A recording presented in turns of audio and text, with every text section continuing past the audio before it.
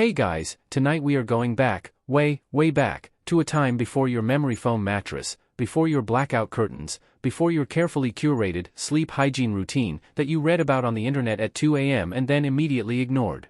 Tonight, we are going back to a time when sleep was not a wellness trend or a productivity hack or something you optimized with a wearable device strapped to your wrist. Tonight, sleep was just survival. Raw, uncomfortable, deeply uncertain survival. And here is your first reality check of the evening. If you had been born even a few thousand years earlier, forget 100,000, the way you are lying right now, alone, in a temperature-controlled room, on a cushioned surface that contours to your body, with zero predators within a 20-kilometer radius, would have been considered not just luxurious but cosmically improbable. You probably would not have survived your first winter. But do not worry, we are going to ease into that slowly. So, before you get comfortable, take a moment to like the video and subscribe, but only if you genuinely enjoy what I do here. And hey, drop a comment before you drift off, tell me where in the world you are watching from and what time it is locally. I genuinely love seeing that. Someone is always watching from a place I would never have guessed, at an hour that makes me slightly concerned for them. Now, dim the lights, maybe turn on a fan for that soft background hum, and let's ease into tonight's journey together. So, the floor. Let us start there, because that is where everything started. Long before the first mattress was stuffed, long before the first wooden bed frame was carved, long before anyone thought to elevate their body off the ground for reasons of comfort or status or hygiene, human beings, your direct ancestors, simply lay down. On the earth. On rock. On packed dirt. On whatever surface happened to be beneath them when exhaustion finally won the argument with consciousness. And here is what is fascinating about that image: it was not random. It was not careless. Early humans, even in the deepest stretches of prehistory, were remarkably deliberate about where they chose to sleep. You have to imagine yourself into that mindset for a moment. You are not picking a spot because the lighting is nice or because the Wi-Fi signal is stronger near the window.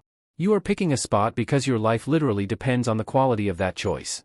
You want elevation if possible, even a slight rise in the terrain gives you a visual advantage over anything approaching in the dark.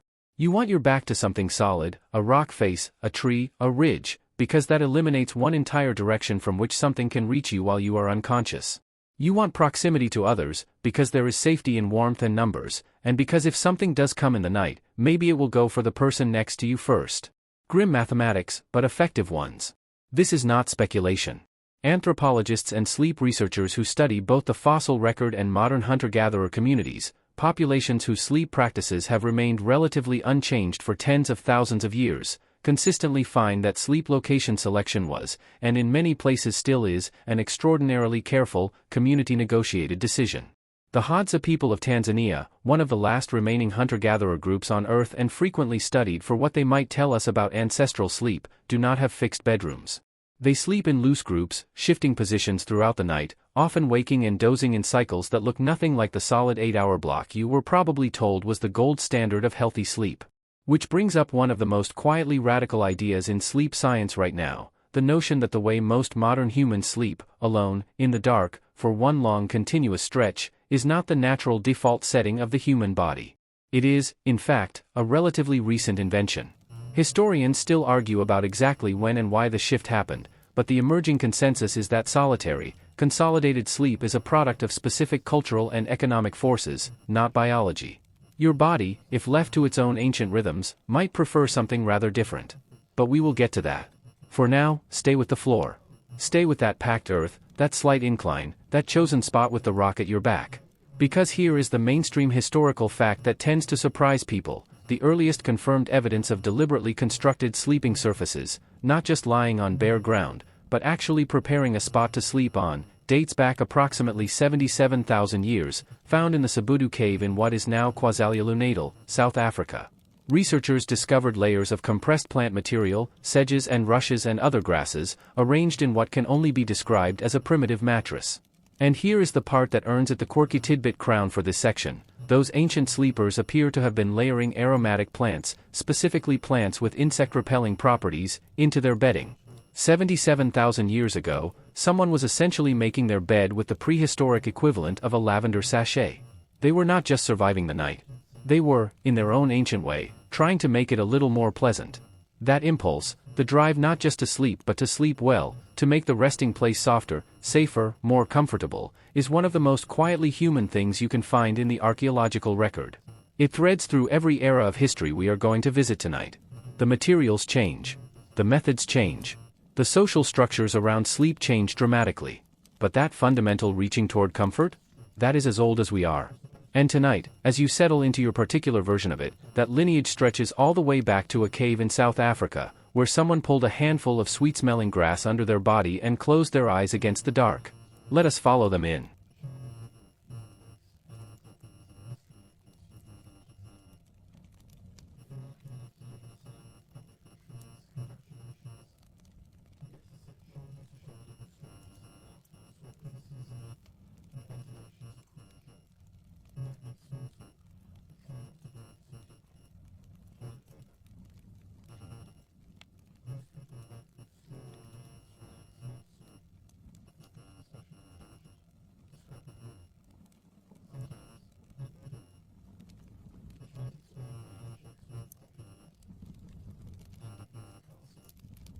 You are standing at the mouth of a cave. Not metaphorically, actually standing there, in the thin gray light of a late afternoon somewhere in Paleolithic Europe or Africa or Asia. It does not particularly matter which continent right now because this scene is playing out across all of them simultaneously, separated by thousands of kilometers but united by the same urgent question: is this place safe enough to close my eyes in? The cave entrance is the critical variable. Too wide, and anything can walk in. Too narrow, and you cannot get out quickly if you need to. The ceiling matters too, high enough to allow smoke to escape if you build a fire, low enough to retain warmth. The floor matters. Is it flat? Is it damp? Is there evidence, tracks, scat, bone fragments, that something else has been sleeping here recently? Because if something else has been sleeping here, you need to know whether you are moving into an abandoned property or whether the current tenant has simply stepped out for a moment and will be returning shortly, very hungry and extremely annoyed to find you in its spot. This is the calculus of the Paleolithic bedroom. And if it sounds exhausting, that is because it was. Sleep, for most of human prehistory, existed inside a web of constant environmental negotiation that modern humans have largely, and very recently, outsourced to architecture, locks, and thermostat settings. What archaeology has been able to piece together about cave sleeping is genuinely remarkable, not because the caves themselves are exotic, but because the evidence reveals just how thoughtfully these spaces were arranged. The Chauvet Cave in France, famous primarily for its extraordinary paintings, some dating back 36,000 years, also shows evidence of spatial organization that suggests its inhabitants were doing much more than sheltering randomly. Different areas of the cave appear to have been used for different purposes: art making, tool production, and almost certainly sleep. Hearths, fire pits, are found in locations that suggest deliberate placement, not accident. They are positioned to maximize warmth distribution, to allow smoke a clear path upward, and crucially, to sit between the sleeping area and the cave entrance. That last point is worth pausing on. The fire was not just in the cave. The fire was between the sleepers and the outside world. It was a barrier. A living, crackling, orange boundary between the safety of unconsciousness and everything in the dark that might want to interrupt it. Historians still argue about exactly when Homo sapiens gained full control of fire. Estimates range from 400,000 to over 1 million years ago depending on what you count as control, but the behavioral pattern of using fire as a perimeter during sleep appears remarkably consistent across prehistoric sites on multiple continents. And here is what that fire did beyond the obvious. It did not just keep predators at a wary distance. It extended the functional day. Before fire, your ancestors' evening was governed entirely by the sun. When it went down, activity became dangerous and navigation became nearly impossible. Fire pushed that boundary. It allowed a few more hours of social activity, storytelling, tool repair, the kind of low-stakes communal time that anthropologists believe was crucial for social bonding and cultural transmission. And then, gradually, the fire would die down, the group would settle, and sleep would come. Not all at once, not in a synchronized collective blackout, but in waves. Some people sleeping while others kept half-alert watch, then shifting. A rhythm. A negotiated unconsciousness. Now, about what they were sleeping on inside these caves. We have already mentioned the grass beds of Cebudu, and the principle extended broadly: wherever plant material was available, it was used. But caves added another dimension: animal skins.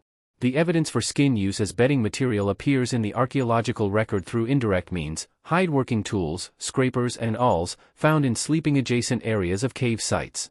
Processing a hide into something soft enough to sleep on is labor-intensive work, which tells you something important. These people valued sleep comfort enough to invest significant effort in improving it. This was not an afterthought. The preparation of sleeping surfaces was a meaningful activity, probably communal, possibly ritualized. Here is the quirky tidbit that tends to make people pause. Researchers studying Neanderthal sleeping sites, yes, Neanderthals, our stocky, heavy-browed, considerably more cold-adapted cousins, have found evidence suggesting they too prepared bedding areas with plant materials and possibly used fire in similar perimeter protection patterns. Which means the impulse to make a comfortable, safe sleeping spot predates modern Homo sapiens entirely. It is older than our species. Whatever that drive is, that reaching toward a better night's rest, it is not something we invented. We inherited it from relatives who are now extinct, which is both touching and slightly melancholy when you think about it at midnight. The cave also provided something that tends to get overlooked in these discussions: acoustic shelter.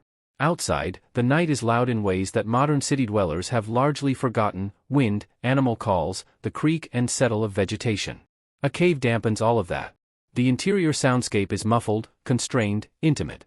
The only sounds are the ones you brought in with you: breathing, the soft shift of bodies, the low murmur of the fire. This is, incidentally, remarkably similar to what modern ASMR sleep content attempts to recreate: a bounded, soft, low-stimulus acoustic environment that signals safety to a nervous system still running very old software. Your nervous system, to be specific. The one that is right now, as you listen to this, gradually interpreting the low ambient sounds around you as safe or unsafe using criteria established roughly 300,000 years ago in places exactly like this cave. So settle in. The fire is burning. The entrance is watched. The grass beneath you is dry and faintly fragrant. And somewhere just outside the circle of orange light, the enormous dark world does whatever it wants without you for a few hours. That is enough. That is everything. That is sleep.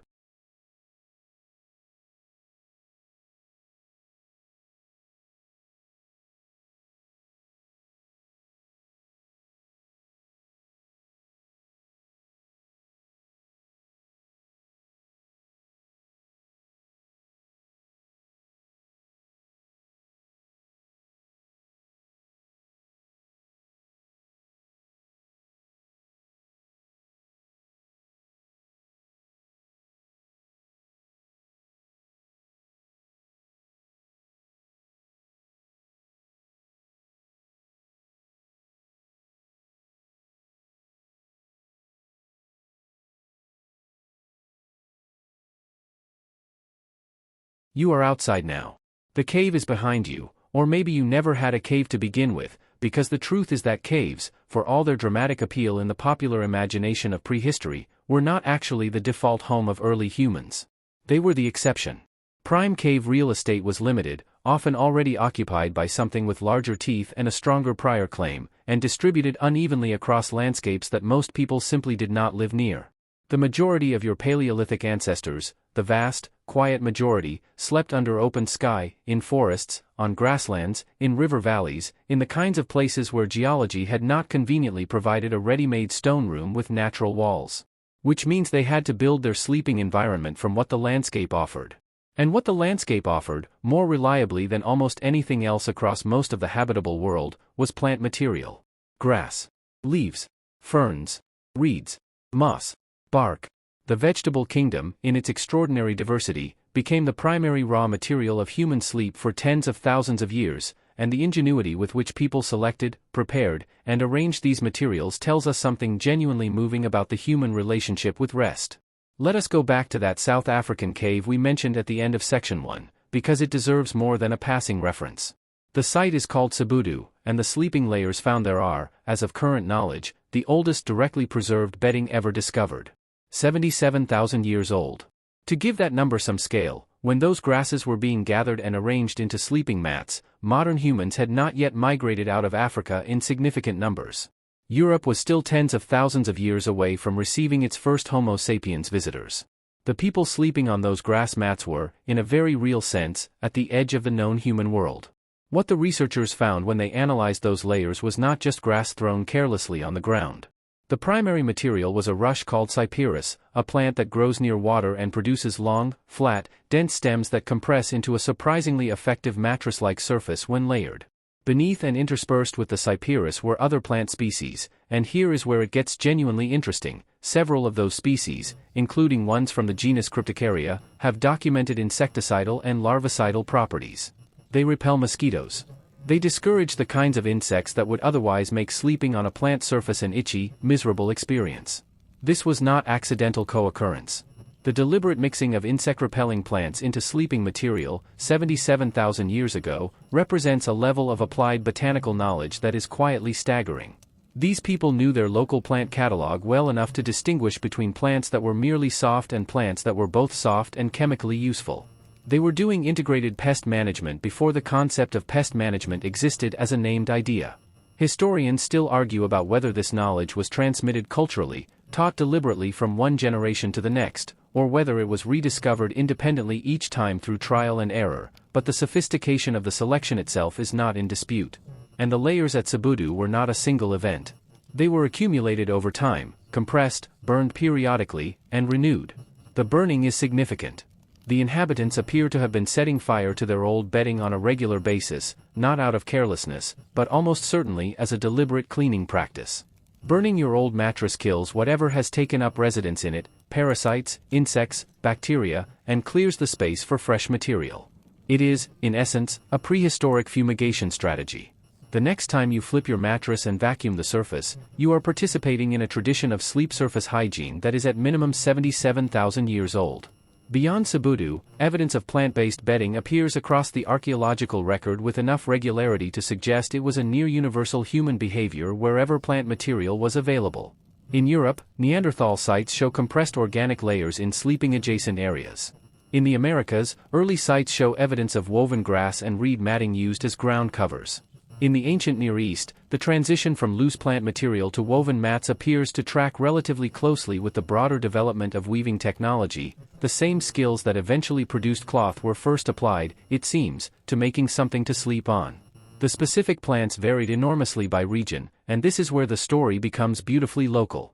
In temperate forests, large flat leaves, particularly from broadleaf deciduous trees, could be gathered in enormous quantities in summer and autumn and piled into deep, insulating layers.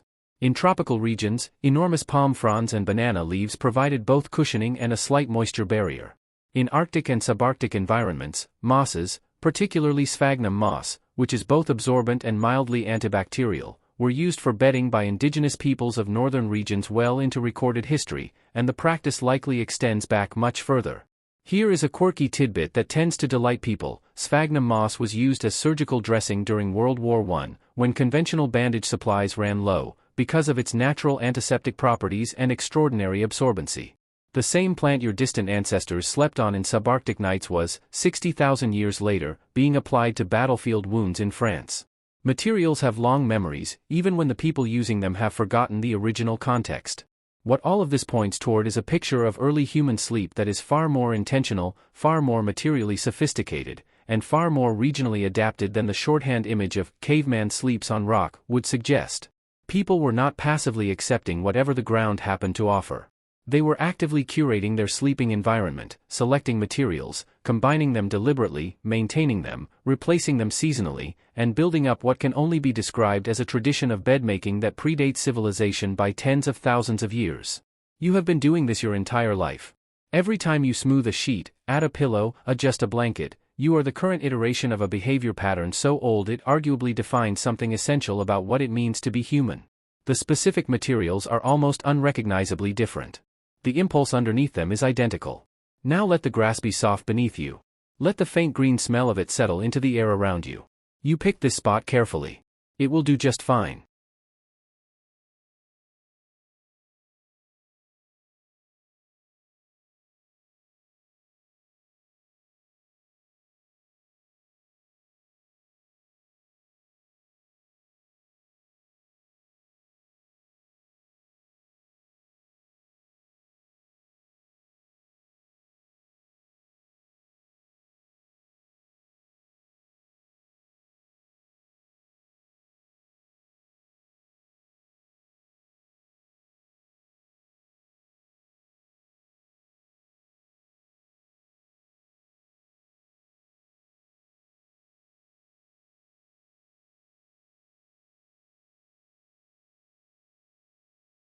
Section 4. You are awake. Not because you want to be, you were perfectly comfortable a moment ago, the grass beneath you doing its ancient job admirably, the sky overhead doing that particular shade of deep blue that exists in the last hour before true dark. But something changed. A sound at the edge of the clearing. A shift in the wind. Some input so subtle that you could not name it if you tried, processed by a part of your brain that does not deal in names, only in the binary voltage of safe and not safe. And that part has just voted, firmly and without appeal, for not safe. This is the fundamental problem of sleep in the natural world.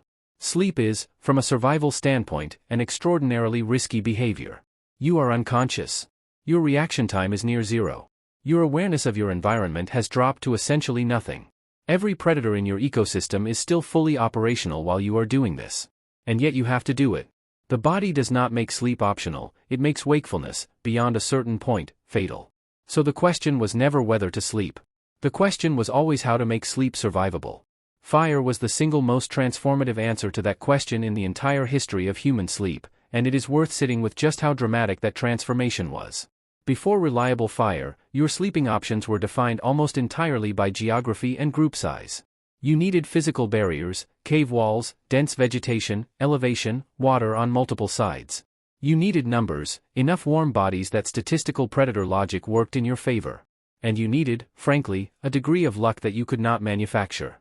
The night was a genuinely hostile environment, and the best you could do was find the least hostile corner of it. Fire changed every single one of those variables simultaneously. A fire at the perimeter of your sleeping group creates a barrier that requires no physical geography. It works on flat open ground. It works in the middle of a forest clearing. It works wherever you can gather enough fuel to sustain it. And its effect on predator behavior is dramatic and well documented. Virtually every large predator that poses a threat to humans has a deeply instilled avoidance response to open flame. Lions will not cross a fire line. Wolves maintain careful distance from active fires. Insects, particularly biting insects, are disrupted by smoke. The darkness that was the predator's primary advantage, the sensory advantage of operating in low-light conditions against a creature with mediocre night vision, is simply cancelled. You have brought your own light. The night cannot hide in it anymore. But the transformation fire made to human sleep went far beyond predator deterrence, and this is where the story gets genuinely interesting. Fire changed the social architecture of sleep in ways that rippled outward into virtually every aspect of human culture. Here is the mainstream historical fact that anchors this section. Anthropologists studying modern hunter-gatherer groups, the Hadza in Tanzania, the Kung San in southern Africa, various groups in the Amazon basin, consistently find that the period around the evening fire is among the most socially rich of the entire day. It is the time for storytelling, for the transmission of cultural knowledge, for dispute resolution and social negotiation, for the kinds of long, winding, associative conversations that do not fit into the task-focused daylight hours. The fire, in other words, did not just make sleep safer. It created a new social space, the evening, that had not meaningfully existed before. Before fire, darkness meant danger and danger meant stillness and silence. After fire, darkness became, for the first time, a protected social hour. The circle of firelight was the first room humanity ever built, not of stone or wood but of light itself, temporary and renewable, reconstructed every evening from whatever the landscape could spare. And inside that room, human culture was assembled, piece by piece, story by story, over hundreds of thousands of years. Now consider what this did to the sleep cycle itself. The fire creates a winding down arc, bright activity in the afternoon, social intensity in the early evening, the gradual dimming as the fire burns lower, the slow migration from sitting to reclining to sleeping as warmth and fullness and narrative satisfaction do their collective work on the nervous system. This is, researchers now believe, the original human sleep onset sequence, not the abrupt artificial transition from bright screen to dark room that most modern people experience, but a gradual, fire-mediated descent from wakefulness through sociality through drowsiness into sleep. The body expected this transition. It was calibrated for it. Historians still argue about the precise timeline of fire's domestication, the point at which humans went from opportunistically using naturally occurring fires to reliably creating fire on demand, but the behavioral evidence from sleep patterns suggests that whatever that transition was, its effects on human neurology were profound and lasting. Your circadian rhythm, the internal clock that regulates your sleep-wake cycle, is exquisitely sensitive to light levels in the orange-red spectrum. It interprets that light as late evening, time to wind down. Coincidentally, or not at all coincidentally, the light produced by a wood fire sits almost precisely in that orange-red spectrum. Your body was tuned to firelight. It still is. That candle you lit on your nightstand, that warm-toned lamp you prefer in the evening, you are, without knowing it, recreating the light environment your nervous system was calibrated for across hundreds of thousands of years of evolution. Here is the quirky tidbit for this section, and it is a good one. Researchers have conducted studies in which participants spent several days camping without artificial light, exposed only to natural sunlight and firelight in the evenings. Within just 2 to 3 days, their melatonin onset, the hormonal signal that begins the sleep process, shifted significantly earlier, and their sleep quality by multiple measures improved. The body remembered. It did not need to be taught. It just needed the right light. The fire dies down now. The last orange tongue of it curls and flattens. Around you, the breathing of the group slows and deepens. The dark outside the circle is absolute and patient, but it stays where it belongs, outside. Inside, there is warmth. There is the faint smell of wood smoke in your hair and your clothes. There is the soft sound of people sleeping. You close your eyes. The night holds still.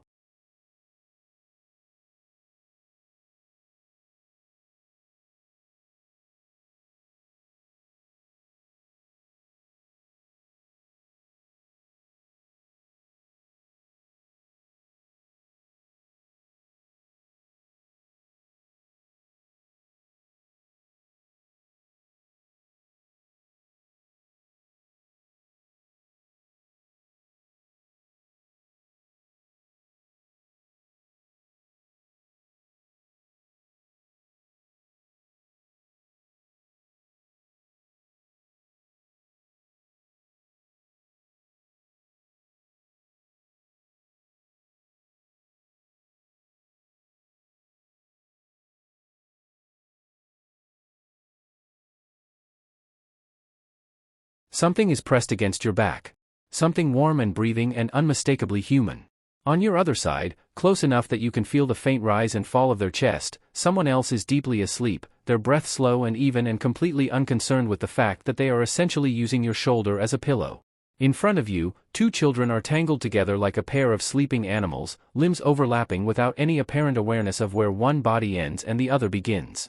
Somewhere just beyond your feet, an elder is snoring with the magnificent shamelessness of someone who has long since stopped caring what anyone thinks of their nighttime sounds. This is not a dormitory.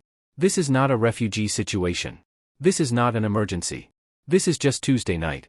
This is how human beings slept for the overwhelming majority of their existence on this planet, in a pile, essentially. Warm, close, overlapping, communal.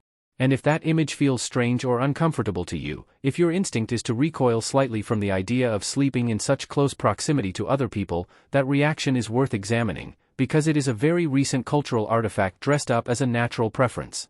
The solitary sleeper, one person, one bed, one room, door closed, do not disturb, is a historical anomaly so recent that in the full span of human sleep history it barely registers as a data point. For roughly 99% of human existence, sleeping alone was not the norm. In many cases, it was not even possible. And in many more cases, when it was possible, it was actively avoided, because sleeping alone was dangerous in ways that went beyond the merely physical. Let us unpack that carefully, because it has several layers. The most obvious layer is the one we have already been circling: physical safety. A group of sleeping humans is harder to approach silently than a single one. More bodies means more chances that someone is in a light sleep phase and will register an approaching threat. More bodies means a faster, more coordinated response when something does go wrong. The mathematics of communal sleeping as a survival strategy are straightforward and were presumably understood intuitively long before anyone thought to articulate them. But there is a second layer that goes deeper than predator avoidance, and it has to do with thermoregulation. The human body loses heat continuously during sleep. This is partly why your core temperature drops as you fall asleep, part of the physiological preparation for rest. In any environment where ambient temperature drops significantly at night, which describes most of the planet for most of the year, sleeping bodies clustered together share that heat. A group of 6 sleeping humans generates enough collective warmth to significantly raise the temperature of a small enclosed space. In the absence of manufactured insulation, before woven blankets, before stuffed quilts, before central heating, the warmth of other bodies was not a comfort. It was a caloric calculation. It was the difference between a survivable night and a hypothermic one. The Hadza of Tanzania, whom researchers have studied extensively for what they reveal about ancestral sleep patterns, show a sleep architecture that reflects this communal reality. Individuals within a sleeping group do not all enter deep sleep simultaneously. There is a natural staggering of sleep phases across the group, when some members are in their deepest, least responsive sleep stages, others are in lighter phases, more easily roused. This produces, at the group level, a nearly continuous low-level vigilance that no individual could maintain alone. Historians still argue about whether this staggered pattern is a deliberate or evolved adaptation to communal sleeping, or whether it is simply a byproduct of individual variation in sleep cycles that happens to produce a useful collective outcome, but either way, the effect is the same. The group, sleeping together, is effectively never completely unconscious. Someone is always, in some sense, half listening. This has a name in sleep research circles, some call it sentinel sleep, and the evidence suggests it is the original human sleep security system, millions of years older than any lock or alarm. Here is the mainstream historical fact that reframes all of this. In virtually every pre-industrial society for which we have detailed records, and this spans cultures across every inhabited continent, co-sleeping was not just common, it was the culturally expected default. The idea that a healthy adult would choose to sleep in a room alone, by preference, would have struck most people throughout history as bizarre at best and faintly alarming at worst. In many cultures, sleeping alone was associated specifically with punishment, exile, or grief. It was what you did when you had no one. It was a condition to be pitied and corrected, not a lifestyle preference to be respected. The Japanese concept of skinship, the physical closeness of bodies as a form of bonding and emotional regulation, extends explicitly into sleep culture, with family co-sleeping remaining common in Japan into the modern era in ways that frequently surprise Western observers. Indigenous cultures across the Americas, Africa, and Australia maintained communal sleeping arrangements as a central feature of social life, not a regrettable necessity. The assumption that separate sleeping is somehow more civilized is, when you look at it clearly, a culturally specific idea produced by a specific historical moment in a specific part of the world, and we will get to exactly when and where that idea emerged. Here is the quirky tidbit for this section. Research on modern co-sleeping in non-Western contexts consistently finds lower rates of certain sleep disturbances, including the kind of middle-of-the-night anxiety and hyperarousal that plague so many solitary sleepers in industrialized countries. The nervous system, it turns out, sleeps differently when it can detect the presence of other humans nearby. It relaxes in a way it simply does not when the sensory environment signals aloneness. Your body was calibrated for company. It still is, even if your culture has told it to manage alone. The pile of sleeping bodies around you shifts and resettles. Someone murmurs something half-coherent and is answered, just as incoherently, by someone on the other side of the group. The fire has burned to embers. The warmth is entirely human now. You are not alone in the dark. You were never supposed to be.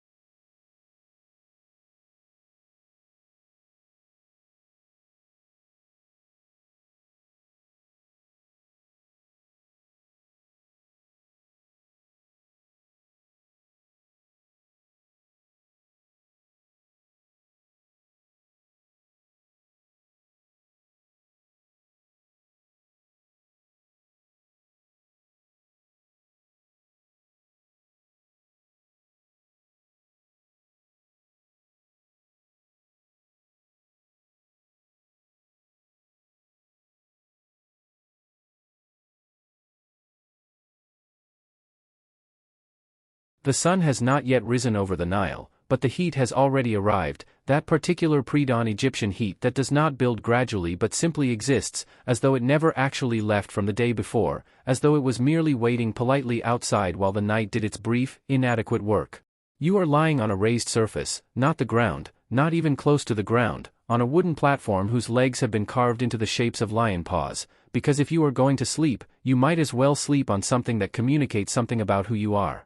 The surface beneath you is woven, reeds and rushes pulled tight across the frame, producing a platform that is firm, slightly springy, and elevated perhaps 30 centimeters off the floor. Under your head, not a pillow in any sense you would recognize, is a curved piece of wood. A headrest. And if that sounds uncomfortable, that is because it is, and we will get to why you are using it anyway in just a moment. Welcome to ancient Egypt. Where sleep was never just sleep. Where even the position of your resting body was loaded with meaning, hierarchy, theology, and the kind of social signaling that modern people mostly reserve for waking hours. The elevation matters first. Getting the body off the ground in ancient Egypt was not primarily about comfort, though it did help with the scorpions, and the snakes, and the various other creatures that conducted their business at floor level and were not particularly interested in your sleeping schedule. It was about status. The ground was where the very poorest people slept, on mats, on packed earth floors, as close to nothing as you could get while still technically having a sleeping surface. Every increment of elevation above the ground represented an increment of social standing. A low platform meant you had some resources. A high, carved, decorated bed frame meant you had considerable resources. The beds of pharaohs and high nobles were works of art, gilded, inlaid, fitted with carved headboards and footboards, draped with fine linens, and they were also, unambiguously, political statements. You slept at a height that announced your position in the world, and everyone who saw your sleeping arrangement knew exactly where you stood. The headrest deserves its own meditation. These were not occasional accessories, they were standard sleeping equipment across Egyptian society for thousands of years, found in tombs from the most elaborate royal burials to the simplest commoner graves. They came in wood, ivory, stone, and faience. They were decorated with images of protective deities, particularly Bes, the dwarf god of household protection and childbirth, whose somewhat alarming face was apparently considered soothing enough to sleep with your neck resting on his image. They were included in burial goods because the Egyptians expected to need them in the afterlife, which tells you something about how central they were to the experience of rest. Why a headrest instead of a pillow? Several reasons have been proposed, and historians still argue about the relative weight of each. The practical argument is climate-based. In Egypt's heat, elevating the head off a flat surface allows air to circulate around the neck and face, reducing the heat buildup that would occur with a fabric pillow. There is also a hair preservation argument. Egyptian hairstyles, particularly for the wealthy, were elaborate and time-consuming constructions, often involving wigs built on complex internal structures, and a headrest allowed you to sleep without destroying your hair arrangement. And there is a symbolic argument. The head, in Egyptian cosmology, was the seat of the soul's identity, the part of the body most closely associated with the Ka and the Ba, the spiritual components of the self. Elevating and protecting the head during the vulnerable hours of sleep may have had religious significance beyond the merely practical. Here is the mainstream historical fact that tends to anchor this section for people. Tutankhamun's tomb, when opened in 1922, contained several headrests among its extraordinary collection of grave goods. One of them, made of ivory, depicts the young king's head supported by the god Shu, deity of air and atmosphere, between two lions representing yesterday and tomorrow. The king sleeping, held between past and future, supported by the breath of the world. Even in an object designed for the unconscious hours, the Egyptians found a way to embed an entire cosmology. The linen matters too. Egyptian linen, at its finest, was a textile of almost implausible delicacy, the ancient equivalent of the highest thread count sheets you can imagine, produced from flax grown along the Nile and processed through a labor-intensive series of steps that could take months. The wealthy slept wrapped in this material, and its softness and whiteness were associated with purity, divine favor, and social elevation simultaneously. The poorest Egyptians slept on rougher plant fiber mats, if they had anything at all. The middle ranks had access to coarser linen or wool. The quality of the fabric against your skin as you slept was an extremely legible social text. Here is the quirky tidbit for this section, and it earns its place. Archaeologists examining ancient Egyptian beds have found evidence of bed nets, fine fabric draped over sleeping areas to keep insects away, dating back over 3,000 years. The mosquito net, in other words, is not a colonial-era invention or a modern public health innovation. It is an ancient Egyptian bedroom accessory, predating the concept of germ theory by roughly 3 millennia. They did not know what mosquitoes were transmitting. They just knew that sleeping under a fine fabric barrier meant fewer bites and better sleep, and that was sufficient justification. The Nile moves silently outside. Somewhere in the city, a dog barks once and falls quiet. The heat presses down on everything with its impartial weight. On your carved wooden platform, elevated above the creatures of the floor, your neck supported at precisely the angle the headrest demands, not the angle you would choose, but the one the object provides, you drift toward sleep in a room where every object around you is simultaneously furniture and theology. Even the way you rest here is an argument about who you are. Even unconsciousness, in ancient Egypt, has a hierarchy.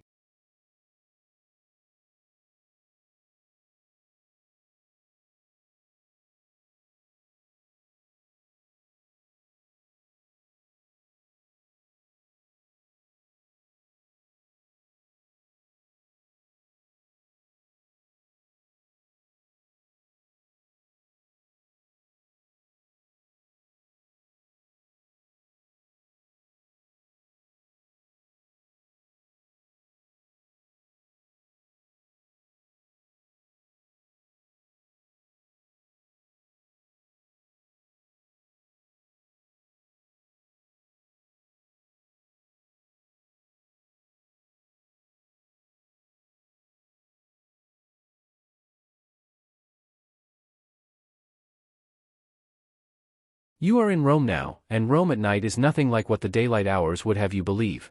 In the day, Rome is marble and order and the confident geometry of empire, forums and temples and aqueducts expressing in stone the Roman conviction that civilization is a thing you can engineer if you are sufficiently determined.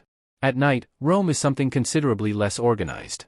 The streets, narrow and unlit and shared between pedestrians, cart traffic, and the various creatures that thrive in urban darkness, are genuinely dangerous in ways that the marble daytime version carefully conceals.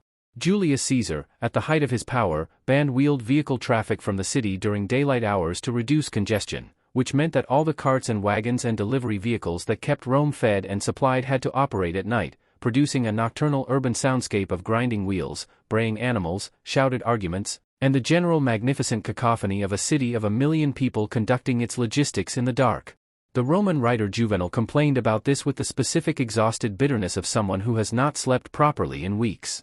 The noise, he wrote, was enough to kill a man. He was probably exaggerating, but only slightly. Sleep in ancient Rome was a social, philosophical, and deeply class-stratified experience, and understanding it requires understanding that the Romans thought about rest in ways that map only imperfectly onto modern categories. They had multiple words for different kinds of sleep and rest: somnus for ordinary sleep, quis for a broader restful stillness, sopor for the deep unconscious kind, and these distinctions mattered in ways that went beyond vocabulary. How you slept, when you slept, and on what you slept were all legible signals about your place in the Roman social order. The lectus was the foundational piece of Roman sleep furniture, a wooden frame strung with webbing or rope, topped with a mattress stuffed with materials that ranged from straw and hay at the lower end of the social scale to wool, feathers, and even rose petals at the extreme upper end. Yes, rose petals. The Roman general and later political figure Mark Antony is reported to have had mattresses stuffed with rose petals, which is the kind of detail that tells you a great deal about both the man and the civilization that produced him simultaneously. The lectus could be a simple sleeping platform or an elaborate piece of furniture with carved legs, decorative inlays, and fabric hangings, and like the Egyptian bed before it, its complexity and material quality announced your social position with considerable precision. But the Romans added a dimension that the Egyptians had not formalized in quite the same way: the explicit social function of the bed beyond sleep. The lectus was also used for reclining during meals. The Romans famously ate lying down, or at least the wealthy ones did, propped on cushions around low tables. It was used for receiving guests in intimate settings. It was used for reading, writing, conversation, and the kind of philosophical discussion that Romans considered essential to the well-lived life. The bed, in Roman domestic culture, was not exclusively a sleep object. It was a multipurpose reclining platform that happened to also be where you slept, and this blurring of the boundary between rest and social life reflects something important about the Roman attitude toward the horizontal position generally. Here is the mainstream historical fact that reframes Roman sleep culture most sharply. The Romans practiced what they called meridiatio, an afternoon rest, a midday pause, a deliberate withdrawal from activity during the hottest part of the day. This was not a fringe behavior or a personal quirk. It was a broadly observed social practice, built into the rhythm of the Roman day so thoroughly that the streets of Roman cities genuinely emptied out in the early afternoon. Shops closed. Courts paused. The city exhaled. And then, a couple of hours later, it resumed, refreshed and ready for the long social evening that Roman culture treasured.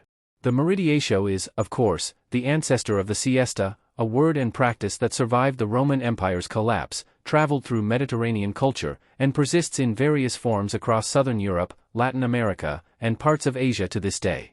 Historians still argue about whether the meridiatio was a biological adaptation to Mediterranean heat or a culturally transmitted practice that became so embedded it felt biological, but either way its longevity is remarkable. A sleep practice that emerged in ancient Rome is still structuring the afternoon schedules of millions of people 2,000 years later. The Roman night itself was divided into watches, vigiliae, a system borrowed from military practice and applied to civilian life.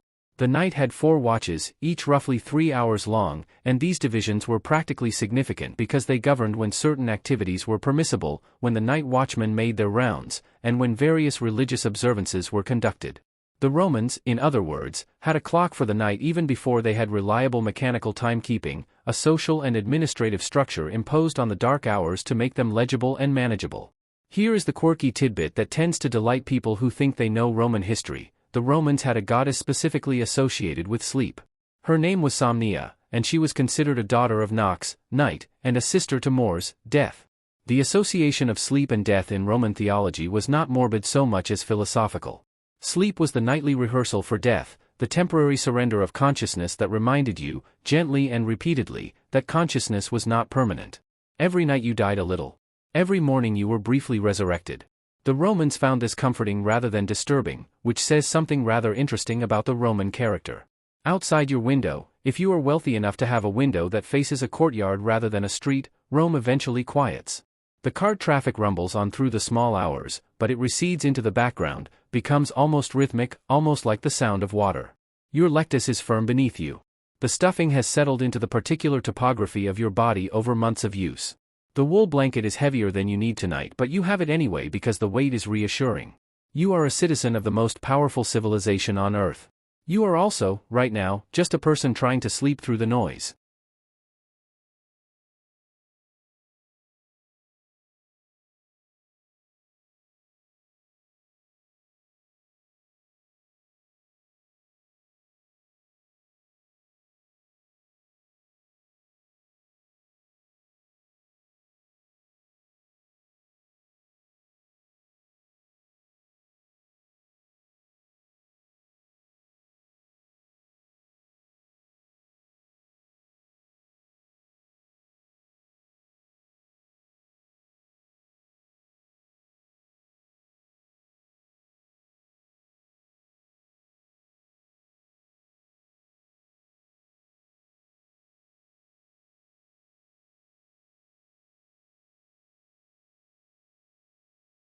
You are in England now, somewhere in the middle of the medieval period, let us say the 13th century, late enough that towns have developed some complexity but early enough that the world is still overwhelmingly agricultural, dark, and operating on rhythms that the Roman Empire would have recognized even if the specific cultural furniture has changed considerably.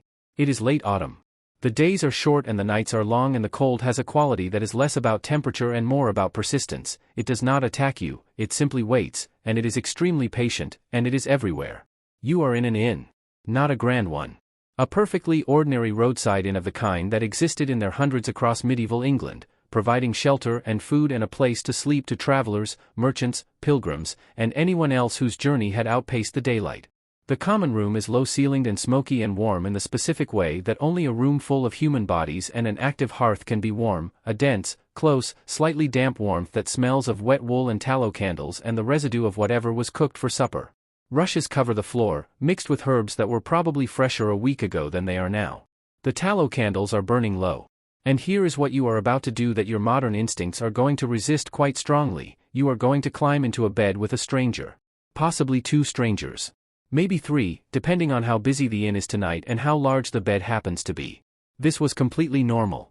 This was so unremarkably, matter-of-factly normal that medieval sources barely comment on it. In the same way that modern sources do not comment on the fact that people sleep under blankets, it simply goes without saying because everyone does it and it requires no explanation. Beds in medieval inns, taverns, and even private homes were shared as a default. Not as a last resort. Not as an emergency measure. As the expected, standard, unremarkable arrangement for people who needed to sleep in the same space. The medieval bed, particularly in Northern European contexts, was a substantial piece of furniture, one of the most valuable items a household might own, which is part of why it was shared. A good bed frame, a decent straw mattress, a wool blanket, and a linen sheet represented a significant material investment. It made economic sense to use that investment as efficiently as possible, and sharing it with guests, travelers, family members, and servants was simply the rational deployment of a valuable resource. The idea that a bed was a private object belonging to a single person would have struck most medieval people as a peculiar and rather wasteful concept. The mattress itself in this period was almost universally stuffed with straw, wheat straw, oat straw, whatever the local harvest had produced. It was not glamorous. It compressed quickly, lost its loft within a few months, and needed regular replacement or at minimum regular restuffing. Wealthier households might use wool or feathers or a combination, a straw bottom layer for bulk and a wool or feather top layer for softness, and the very wealthy used down, goose or duck, which produced a sleeping surface of genuine luxury. But for the vast majority of medieval Europeans, straw was the reality, and the reality of straw is that it crackles when you move, it settles unevenly, it smells of the barn from which it came, and it is home to a remarkable variety of insects. We will discuss those insects in considerably more detail in a later section, so perhaps enjoy the relative innocence of this moment. Here is the mainstream historical fact that anchors this section and always produces a reaction. The Great Bed of Ware, which we will discuss more fully in the next section, was not an anomaly but an extreme expression of a genuinely communal sleeping culture. Records from medieval English inns regularly mention beds sleeping 4, 6, or even more guests simultaneously. Court records, because yes, sometimes the sleeping arrangements led to legal disputes, describe beds in which travelers who had never previously met were placed together by innkeepers operating at capacity, and the expectation on all sides was that everyone would simply manage, which mostly they did. The social protocols around shared sleeping in medieval contexts were surprisingly well developed. There were understood norms about positioning, who slept where, how bodies were arranged, what behaviors were and were not acceptable in the shared sleeping space. A traveler who behaved inappropriately in a shared bed was not just being rude, they were violating a social contract that the community took seriously.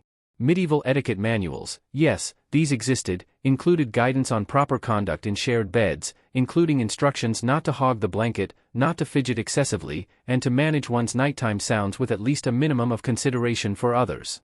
Here is the quirky tidbit for this section, and it is one of those details that once you know it you cannot unknow it. There are records from medieval Germany of professional bedwarmers, individuals whose job it was to climb into a cold bed before the guest or owner arrived, warming the sheets with their body heat, and then discreetly exit before the actual occupant settled in.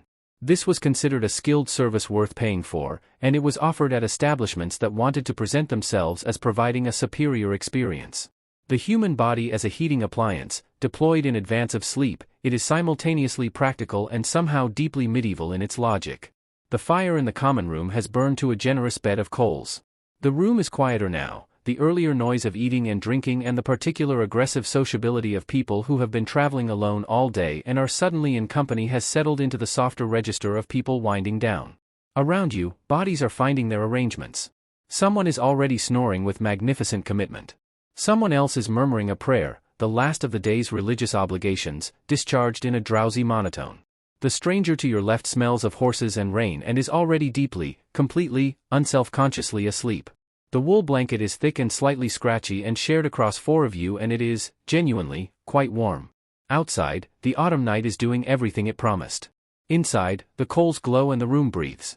You have slept in worse places. Most people have.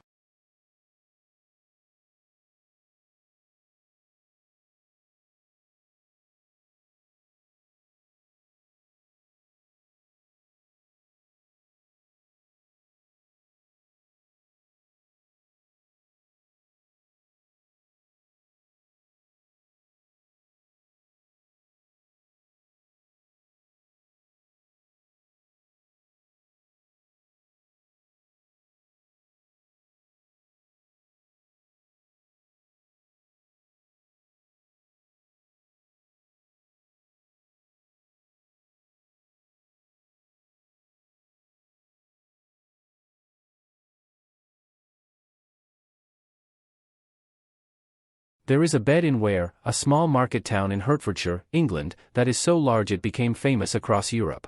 Not famous the way a cathedral is famous, or a battlefield, or a royal palace, famous the way a very good joke becomes famous, spreading outward from its origin through word of mouth and delighted retelling until it has traveled far beyond any reasonable expectation for a piece of furniture. The Great Bed of Ware. It measures roughly 3 meters by 3 meters, that is about 10 feet square for those keeping track, and it was built sometime around 1590, probably as a marketing attraction for one of Ware's inns, a deliberate novelty designed to draw visitors who wanted to say they had slept in it. It could sleep, depending on how companionably everyone arranged themselves, somewhere between 8 and 12 adults simultaneously. Shakespeare mentioned it. Ben Jonson mentioned it. Lord Byron mentioned it. It was, for its era, the viral content of the sleeping world. But the Great Bed of Ware was not the point, it was the logical extreme of a point that European sleeping culture had been making for centuries, which is that the bed was not primarily a private object. It was a social one. And nowhere was this more elaborately, more theatrically, more explicitly true than in the courts and great houses of medieval and early modern Europe, where the bed became one of the most powerful status symbols in existence and the rituals surrounding it became a form of political theater that makes modern press conferences look understated. Let us establish the basic hierarchy first, because it matters for everything that follows. In medieval European society, your sleeping arrangements announced your social position with the same clarity that your clothing, your table placement at feasts, and your form of address did. At the bottom of the scale, the very poor slept on the floor, on straw pallets, or on whatever surface was available. Moving upward, you encountered progressively more elevated, more cushioned, more enclosed sleeping surfaces. The addition of a proper bed frame was significant. The addition of a mattress over rope webbing was more significant. The addition of a feather mattress on top of a straw mattress was more significant still. And then, at the upper reaches of the hierarchy, you arrived at the full bed of estate. The bed of estate was a masterpiece of textile and carpentry and pure social declaration. It had a wooden frame, yes, but the frame was almost irrelevant compared to what was hung on and around it. Curtains on four sides, pulled closed at night to create a private enclosed space within the larger room. This was the tester bed, the four-poster, the canopied sleeping environment that you have probably seen in museums and historic houses and assumed was primarily decorative. It was not primarily decorative. The curtains served crucial practical functions. They retained body heat in rooms that were genuinely, dangerously cold. They provided a degree of privacy in households where servants slept in the same room as their employers. They blocked drafts. They reduced the amount of sleeping space that needed to be heated by the body alone. And they created, within the larger shared space of the medieval Great Chamber, a smaller private space that was legible as belonging to someone important. Here is the mainstream historical fact that makes this section crystallize. In the French royal court, the lever du roi, the king's rising, and the coucher du roi, the king's going to bed, were formal ceremonies attended by the highest nobles of the realm. Being permitted to be present at the king's bedtime was not merely an honor. It was a political position. Different ranks of nobility had access to different stages of the ceremony, who could hand the king his nightshirt, who could draw the bed curtains, who could remain in the room after the candles were extinguished. Access to the royal sleeping space was one of the primary currencies of court power, and nobles competed for these positions with the same intensity that modern people compete for board seats or cabinet appointments. Louis XIV of France, the Sun King, conducted his lever and coucher with a precision and elaborateness that made them essentially theatrical productions. Up to 150 people might be present for various stages of the royal bedtime. The king's bed, an enormous, gilded, canopied structure in the Palace of Versailles, was positioned along the east-west axis of the palace, aligned with the sun's path, because Louis identified himself explicitly with the sun and his daily rising and sleeping mirrored the solar cycle at the center of his cosmology. Even his unconscious hours were a statement about the nature of power. This was not uniquely French. English monarchs conducted similar ceremonies. Spanish royals had their own elaborate bedtime protocols. The bedchamber, the room where the king or queen slept, was a politically significant space whose access was carefully controlled and whose geography was understood by every courtier as a map of influence and favor.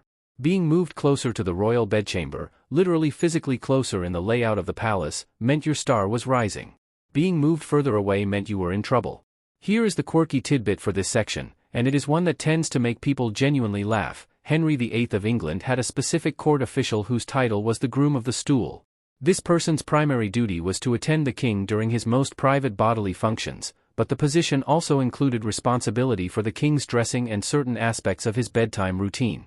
Despite the unglamorous nature of the core duty, the Groom of the Stool was one of the most coveted positions at the English court, fought over by noblemen of considerable rank and influence, because it guaranteed intimate daily access to the king.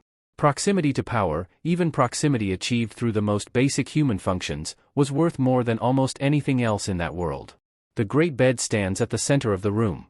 Its curtains are heavy damask, deep crimson, pooling slightly on the rush-covered floor. The canopy above is embroidered with the family's coat of arms. The mattress, several of them, stacked, is made of the finest wool and the softest goose down, and it has been warmed by a long-handled bed warmer filled with coals that a servant has been passing between the sheets for the last quarter hour. Outside, the household sleeps in its various gradations, servants on pallets near the fire, stewards in their own chambers, family members in rooms whose distance from this one measures their relationship to power in feet and yards. In the center of it all, this bed. This enormous, canopied, politically loaded bed. You climb in. The curtains are drawn. The world outside them ceases, for now, to require your attention.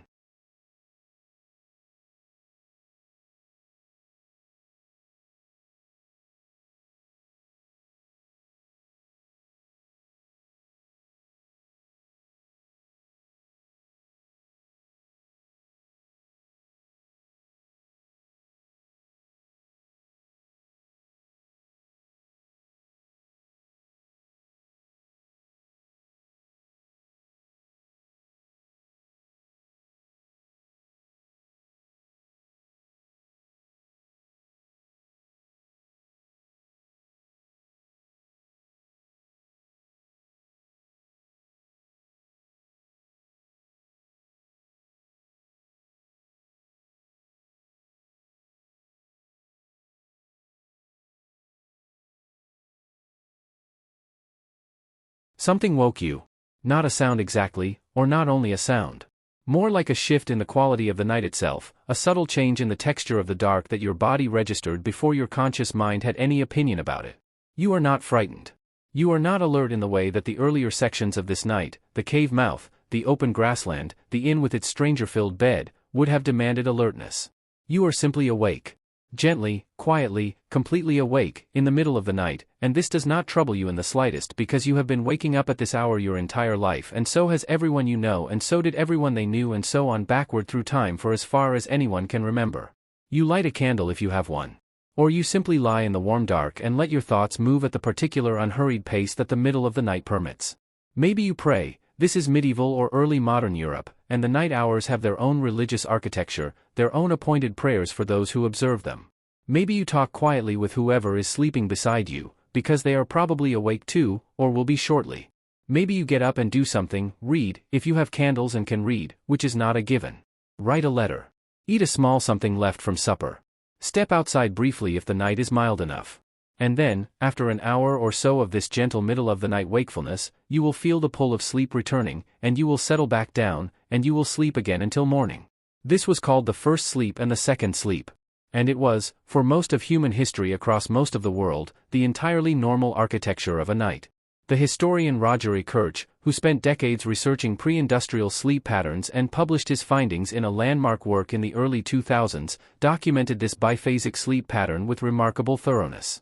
He found references to it, completely unremarked upon, treated as obvious background fact, in sources spanning medieval court documents, legal records, personal diaries, medical texts, literature, and prayer books across multiple centuries and multiple European cultures. The first sleep typically lasted from roughly nightfall until somewhere around midnight. Then came a wakeful period of 1 to 2 hours, sometimes called the watch, or the watching, in English sources. Then the second sleep, lasting until dawn or shortly before. Here is the mainstream historical fact that anchors this section and genuinely unsettles people who hear it for the first time. The references Kirch found to this biphasic pattern are so numerous, so casual, so completely devoid of the explanatory framing you would use if you were describing something unusual, that the conclusion is essentially inescapable. This was not an occasional variation or a personal quirk or a practice confined to any particular social class or region. It was the default human sleep pattern across pre-industrial Europe, and parallel evidence suggests it was the default across much of the pre-industrial world. The consolidated single sleep block, the unbroken 8 hours that modern sleep advice presents as the natural human norm, was not the natural human norm. It was, in historical terms, a recent imposition. The middle-of-the-night waking period was not experienced as insomnia. This is the crucial point that Kirch's research makes most forcefully, and it has significant implications for the millions of modern people who wake in the middle of the night and immediately begin catastrophizing about their sleep quality. Pre-industrial people who woke between their first and second sleep did not lie there anxious about the fact of their waking. They had a cultural framework that made sense of it, a name for it, a set of appropriate activities for it, a understood place for it in the rhythm of the night. The waking was not a failure of sleep. It was a feature of sleep. It was built in. What people did during the watch is documented in enough detail to paint a genuinely vivid picture. Prayer was extremely common. The canonical hours of medieval Christian observance included nocturnes, prayers specifically assigned to the middle of the night, and the natural waking between first and second sleep provided a convenient biological alarm for those who observed them. Sex is mentioned in historical sources with a frankness that suggests it was considered a natural activity for the wakeful middle hour. Some medical writers of the period actually recommended it specifically at this time, arguing that the body was in an optimal state for it after the first sleep. Conversation was common. Reflection and contemplation were common. The physician and writer Thomas Cogan, writing in the 16th century, described the period between first and second sleep as the best time for study and intellectual work, when the mind was quiet and alert in a way it was not during the busy daylight hours. Here is the quirky tidbit that tends to generate the most conversation when this topic comes up. Sleep researchers have conducted experiments in which participants were placed in conditions mimicking pre-industrial light exposure, no artificial light after sunset, natural darkness for 14 hours. Within a few weeks, without exception, all participants spontaneously developed biphasic sleep patterns. First sleep, wakeful period, second sleep. Their bodies did not need to be told. They simply reverted, as though a switch had been flipped, to a pattern that had apparently been waiting underneath all along. Historians still argue about whether this represents a truly universal human biological default or a pattern that is specific to certain light exposure conditions, but the speed and consistency of the reversion in these experiments is striking. The wakeful hour between your first and second sleep has a quality that is unlike any other hour of the day. The house is completely quiet. The world outside is completely dark and completely still. Your mind is operating at a frequency it never reaches during daylight, not anxious, not effortful, but loose and associative and somehow both alert and deeply restful simultaneously. Thoughts arrive without urgency and depart without being held. The candle flame is the only moving thing in the room. You are not insomniac. You are not broken. You are doing exactly what human beings have always done in the deep middle of the night, existing in the gap between one sleep and the next, in the quiet hour that belongs to no one and everyone, the small private kingdom of the watch. The candle burns. You are in no hurry. The second sleep is coming, patient and reliable, and it will find you exactly where you are.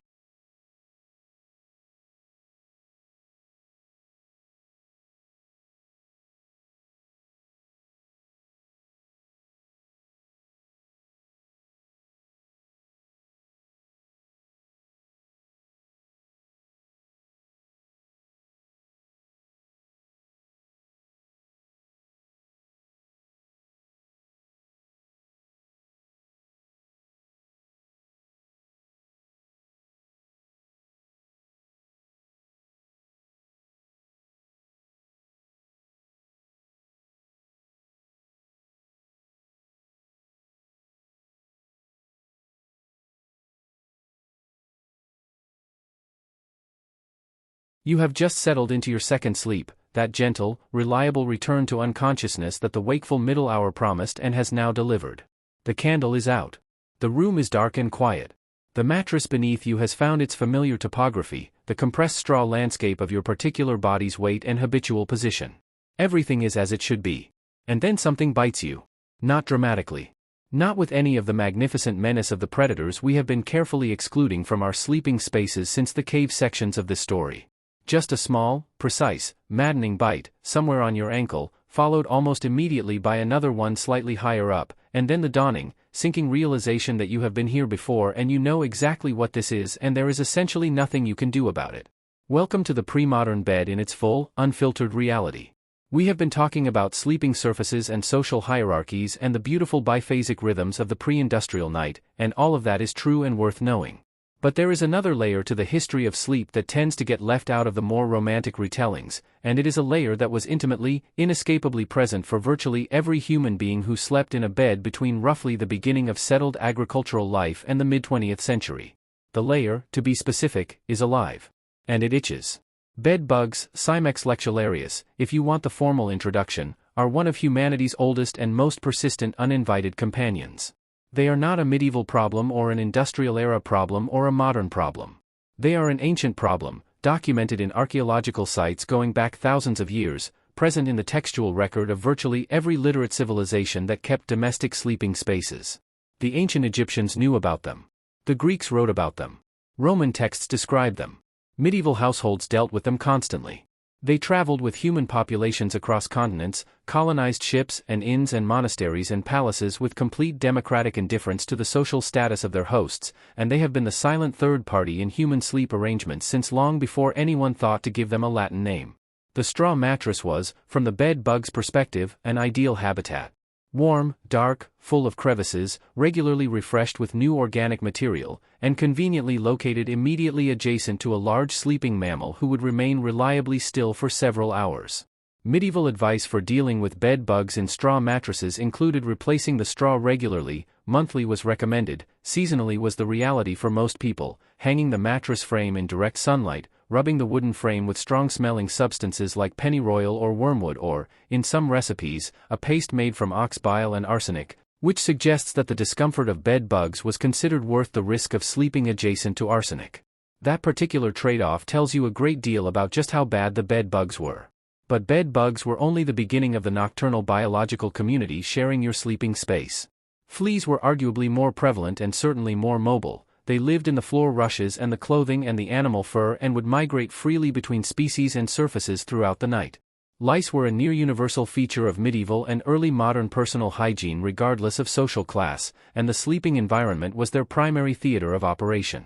The warming and stillness of sleep created optimal conditions for the various parasites that had made human bodies their ecosystem, and the shared sleeping arrangements we have been discussing, the communal beds, the inn arrangements, the family pile, meant that any parasites one person brought to bed were rapidly distributed among all occupants with efficient thoroughness. Here is the mainstream historical fact that tends to make people squirm. Queen Elizabeth I of England, arguably the most powerful woman in the world during her reign and a person who had access to every luxury her civilization could produce, is documented as having had her mattresses replaced and her bed hangings fumigated on a regular schedule specifically to manage the insect population. Her royal bed, with all its magnificent canopies and embroidered curtains and finest linen, was still subject to the same biological realities as every other sleeping surface in England. The bed bugs did not read the royal warrants. They were not impressed by the embroidery. The issue was not just discomfort. The parasites sharing your bed were vectors for genuine illness, fleas carrying plague, lice carrying typhus, the accumulated biological material of multiple sleeping bodies creating conditions for the spread of various infections that pre-modern medicine had no framework for understanding and no effective means of treating. The phrase, "sleep tight, don't let the bed bugs bite," a phrase so worn by repetition that it has lost all its original meaning for most people, was not a charming nursery rhyme nonsense. It was a practical concern. The "sleep tight" part referred to the rope webbing of the bed frame, which needed to be kept taut to prevent the mattress from sagging in ways that created additional insect-friendly crevices. It was maintenance advice. The bed bugs were real. Now, beyond the biological inhabitants of the pre-modern bed, there was another threat to nocturnal peace that deserves its own moment, the concept of night air. For most of European medical history, the air of the night was considered actively dangerous to health in ways that the air of the day was not. The miasma theory, the idea that disease was transmitted through bad air, particularly the damp, cold, stagnant air of night, was the dominant explanatory framework for illness from ancient times through the 19th century. Sleeping with windows open was considered dangerously irresponsible. The bed curtains of the four-poster served a medical function in this understanding. They enclosed the sleeper in a pocket of their own warmed, breathed air, protecting them from the lethal miasmas drifting in from outside. Here is the quirky tidbit that closes this section with appropriate irony. The night air theory, medically wrong in its mechanism, accidentally produced some behaviors that were genuinely protective. Keeping windows closed at night in malaria-endemic regions did reduce exposure to the mosquitoes that actually transmitted the disease, even though the people doing it believed they were protecting themselves from bad air rather than insects. Wrong theory, occasionally correct practice. Medicine has more examples of this pattern than it usually likes to admit. The bite on your ankle has been joined by several companions. You shift. You scratch. You pull the blanket tighter, not because it will help, it will not, but because the gesture feels like doing something, and doing something feels better than lying still in the dark acknowledging that the night, for all its improvements over the last 100,000 years, has not yet been fully domesticated. It never quite was. Not entirely. Not yet.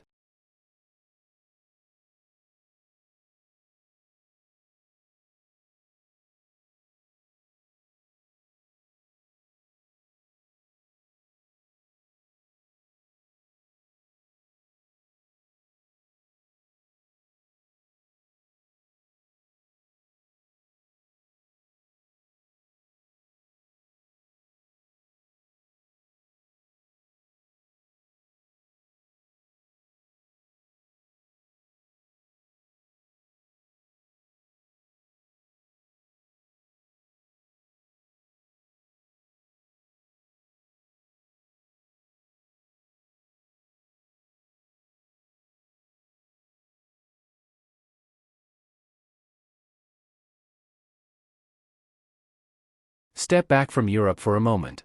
Step back from the familiar geography of caves and Roman lectus beds and medieval inns and royal bedchambers and the very specific biological horror of the pre-modern straw mattress.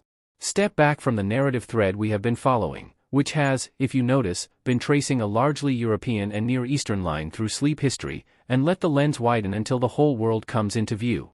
Because sleep happened everywhere.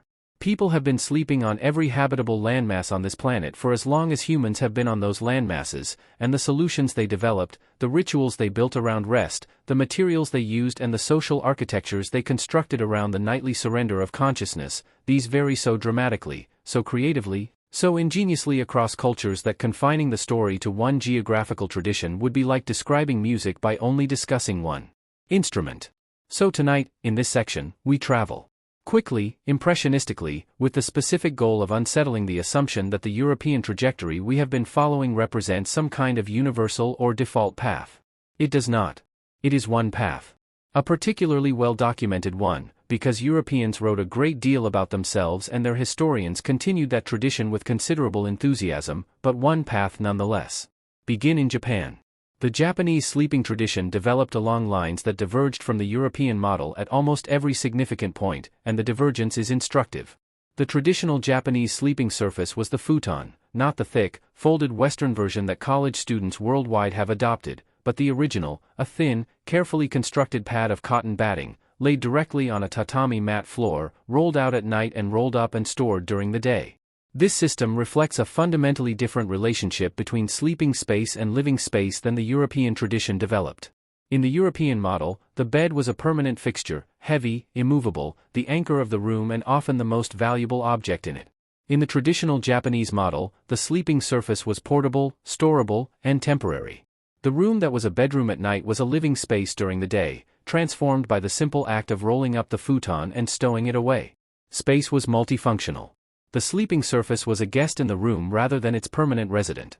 This has practical roots in Japanese domestic architecture. Traditional Japanese homes, particularly in urban contexts, were small, and the luxury of a permanent dedicated sleeping room was not available to most people.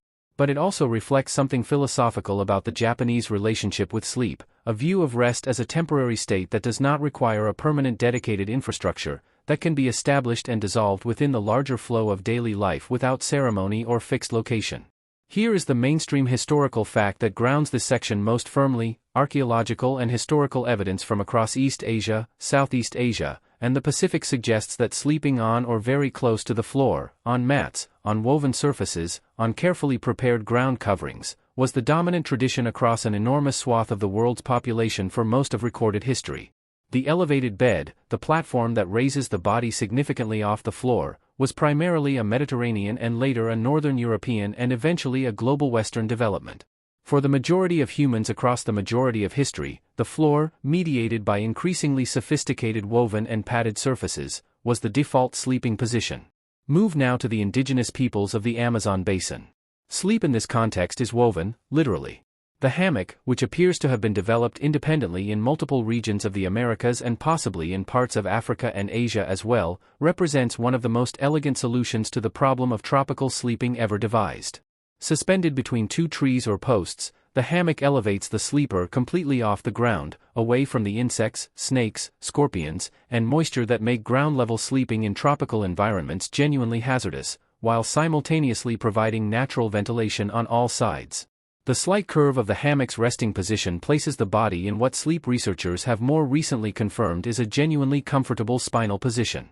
It sways gently with the sleeper's breathing and movement, producing a rhythmic motion that, and this has been studied, accelerates the transition to sleep and deepens sleep quality.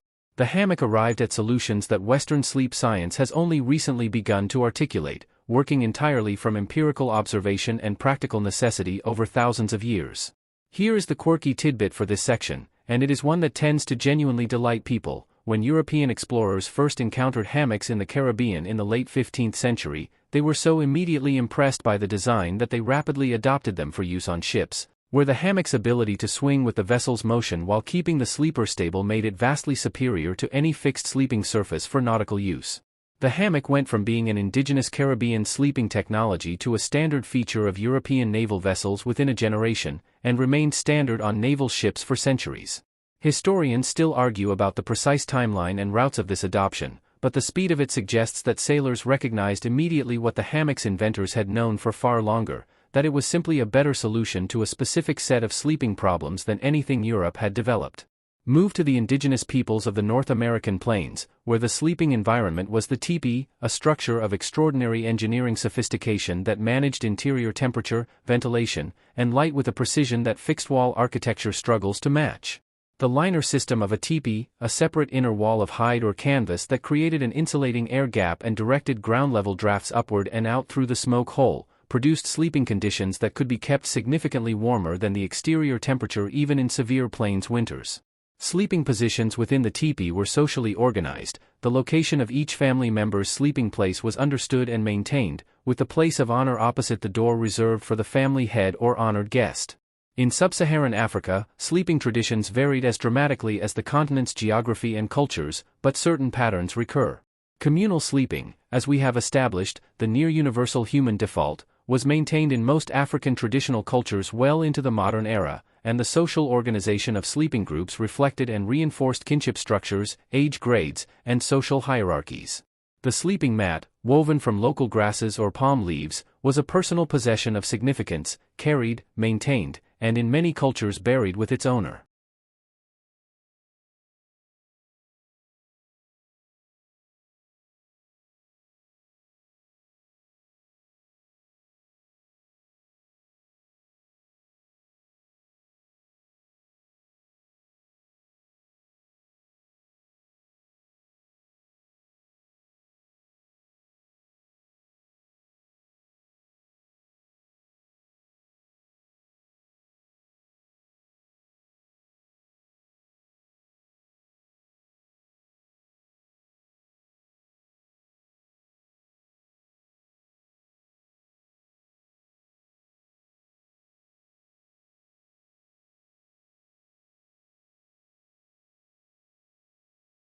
All of these traditions share something: that the European trajectory, as it developed through the medieval and early modern period, was beginning to move away from the deep integration of sleep into the fabric of social and communal life.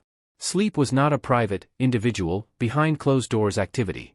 It was woven into the community's daily rhythm, conducted in shared spaces, governed by understood social protocols, and experienced as part of the collective life of the group rather than a withdrawal from it.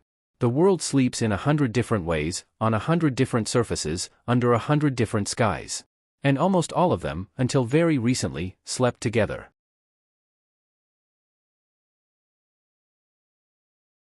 The factory whistle blows at 5 in the morning. Not metaphorically. Literally, a steam-powered whistle mounted on the mill roof, audible for a considerable distance in every direction, designed to be heard over the sound of sleep and weather and the general resistance of human bodies to being vertical before dawn. It blows again at 5:30. And then at 5:45, because the mill owner has learned from experience that the first whistle is treated as a suggestion and the second as a negotiation, and only the third, combined with the very real economic consequence of lost wages for late arrival, produces reliable results. You are in northern England, somewhere around 1840. The Industrial Revolution is not a historical concept here. It is the texture of the air, which smells of coal smoke and river damp, and the particular mineral sharpness of metal being worked at scale. It is the sound of the town, which has a rhythm now that is not agricultural, not seasonal, not governed by the rising and setting of the sun or the natural arc of human energy across a day. It is governed by the clock, by the shift, by the relentless mechanical schedule of the mill, which does not care about your body's preferences, does not care about your first sleep or your second sleep or the gentle biphasic rhythm that your ancestors maintained across tens of thousands of years, does not care about anything except the productivity of the 12 hours for which it has your labor contracted. The Industrial Revolution did many things to human society, and historians have been cataloging and debating them for 2 centuries with no sign of reaching consensus on their full significance. But among its most profound and least examined effects was what it did to sleep. Specifically, what it did to the timing, the structure, the social architecture, and the cultural meaning of sleep, changes so complete and so rapid that they amount to the most dramatic disruption of human sleep patterns in the entire history of the species. Begin with timing. Pre-industrial sleep was governed by natural light. You went to sleep when darkness made activity impractical and dangerous, and you woke when light made it possible again. This meant that sleep timing varied significantly across the year. In summer, the night was short and sleep periods were shorter. In winter, the long dark hours produced the extended sleep opportunities in which the biphasic pattern most naturally expressed itself. Sleep was seasonal, flexible, anchored to the sun rather than to an abstract schedule. Industrial work schedules abolished this flexibility with complete thoroughness. The factory needed workers at specific times, year-round, regardless of what the sun was doing.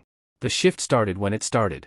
If the shift started at 5 in the morning in December, you needed to be awake and functional in conditions of complete natural darkness, having slept whatever hours were available between the end of your previous shift and the beginning of this one. The body's natural inclination to sleep longer in winter darkness was not relevant. The schedule did not negotiate with biology. Here is the mainstream historical fact that makes this transformation most concrete. Historians of labor in the early industrial period document widespread, chronic sleep deprivation among factory workers as a near-universal condition. The combination of long shifts, 12 to 16 hours, was standard in the early industrial period, before labor reform began to reduce working hours, with fixed early start times, and the noise and light pollution of urban industrial environments produced sleeping conditions that were, by any measure, dramatically worse than what the agricultural workers who had preceded them experienced. The pre-industrial agricultural laborer worked hard and slept badly for other reasons, but they generally slept when their body told them to sleep and woke when it told them to wake. The industrial worker slept when the schedule permitted, which was frequently neither enough time nor the right time. The other great disruptor of this period was artificial light.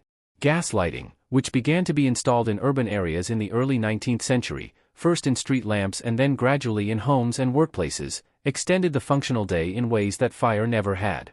Fire produced enough light for intimate social activity within a small circle, but it could not illuminate a street, a factory floor, a public house to the brightness of day. Gaslight could. And then, in the latter half of the 19th century, electric light could do it better, more cheaply, more reliably, and at scales that made the entire concept of a natural dark evening essentially optional for anyone living in an electrified area. The effect on sleep was immediate and significant. When the evening can be lit to near daylight levels, the natural wind-down process that firelight and darkness had always provided, that gradual dimming of the environment that signaled to the nervous system that sleep was approaching, was disrupted. People stayed up later. They did not stay up later because they were biologically able to function later without consequences. They stayed up later because the environment no longer insisted on sleep, and human beings, given the option, have a consistent tendency to choose wakefulness over sleep in the short term even when their long-term well-being requires the opposite. Here is the quirky tidbit that puts a specific human face on this transformation. The social reformers of the early industrial period in Britain and America included sleep deprivation in their catalogues of industrial workers' suffering, but they framed it almost entirely in terms of working hours rather than light exposure. The connection between artificial light and disrupted sleep was not understood, could not have been understood, because the science of circadian rhythms and light-sensitive melatonin suppression was more than a century away. They could see the exhaustion. They could not see the mechanism. They were, in a sense, treating the symptoms while the underlying cause continued to expand. The second sleep quietly disappeared during this period. Not banned, not deliberately abolished, simply made impractical by the combination of fixed early wake times and extended artificial evenings.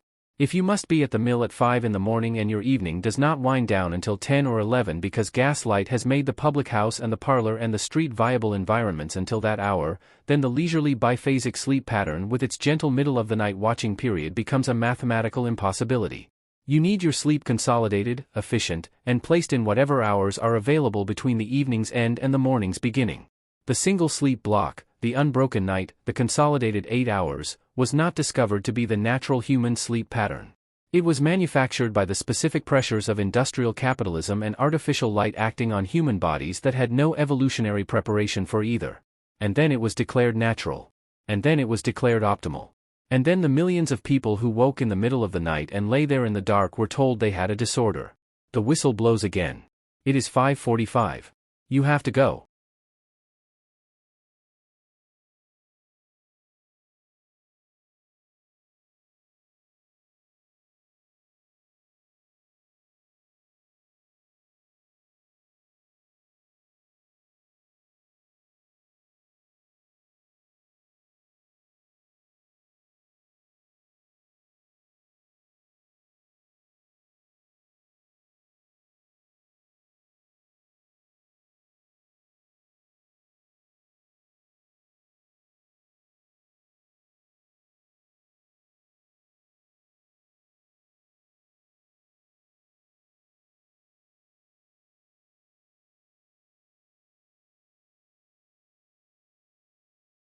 You are in a warehouse somewhere in the American Midwest, sometime in the 1850s, and the object in front of you is not impressive.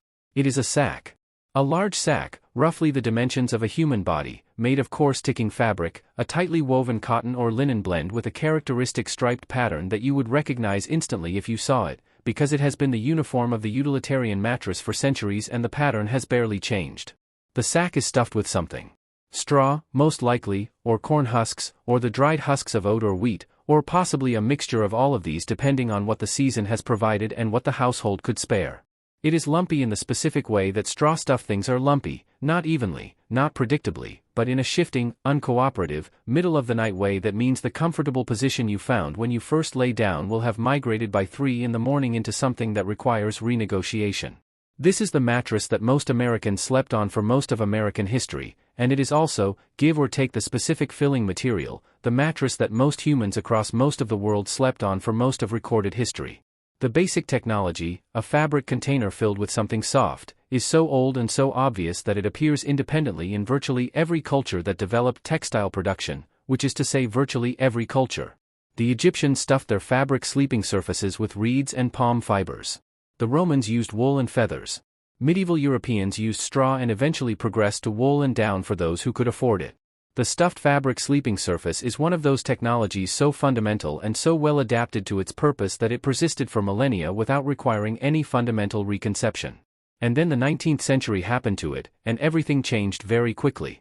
The first significant innovation was not in the filling material but in the structural support beneath it.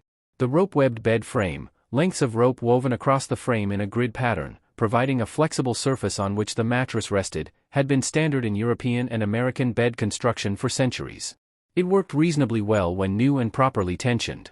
It worked considerably less well as the rope stretched, frayed, and sagged under regular use, which is exactly where the phrase "sleep tight" earned its keep. Tightening the ropes with a wooden bed key was routine maintenance, something you did the way you might change a furnace filter today, except that failing to do it meant your mattress sank into a U-shape and your spine voiced its objections at volume. The replacement for rope webbing arrived in the form of metal, specifically, interlocking metal springs. The coiled spring mattress, in its earliest forms, appears in patents from the 1850s and 1860s, though the precise origin is contested enough that historians still argue about who deserves credit for the foundational design. What is not contested is the effect. A properly constructed spring mattress provided support that was more consistent, more durable, and more responsive to the body's weight distribution than any filling material alone could achieve. The springs pushed back. They distributed load across a wider surface area. They recovered their shape after use in a way that straw simply did not. Here is the mainstream historical fact that grounds this section. The Zalman-Simmons Company, which would eventually become Simmons Bedding Company, one of the largest mattress manufacturers in American history, began producing coiled spring mattresses at industrial scale in the 1870s, and the product they developed, the Beauty Rest, launched in 1925, introduced individually pocketed coils, springs that operated independently rather than as a connected unit, to the consumer market. This was genuinely significant engineering. Connected coil systems meant that movement on one part of the mattress transmitted vibration across the entire surface, the original motion transfer problem that anyone who has ever shared a bed with a restless sleeper understands intimately. Pocketed coils isolated that motion. The person getting up at 3 in the morning to use the bathroom no longer necessarily woke their partner. This was marketed as a luxury feature. It was also, quietly, a reflection of the growing cultural expectation of sleep as a private, individual experience in which your partner's movements were an intrusion rather than a shared reality. The filling materials were also evolving in parallel.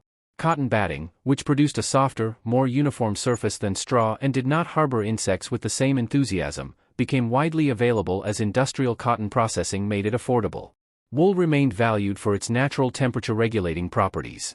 And then, in the 20th century, an entirely new category of filling material arrived: synthetic foam. The story of foam in mattress history is inseparable from the story of the Second World War and its industrial aftermath. Polyurethane foam, developed in the 1940s, was initially a military and industrial material, used in aircraft components, vehicle cushioning, and insulation, that found its way into consumer mattresses in the 1950s and 1960s as manufacturers sought cheaper alternatives to natural filling materials. Early foam mattresses were not particularly good by modern standards. They retained heat, broke down relatively quickly, and lacked the responsive support of quality spring systems. But they were cheap and consistent and required no maintenance, and in the post-war consumer boom those qualities were extremely attractive.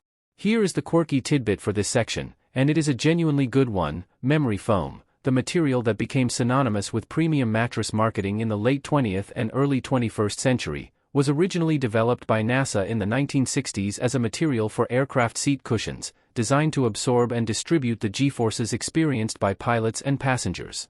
It was called slow spring-back foam in its original documentation and was intended to reduce the risk of injury during high-impact events.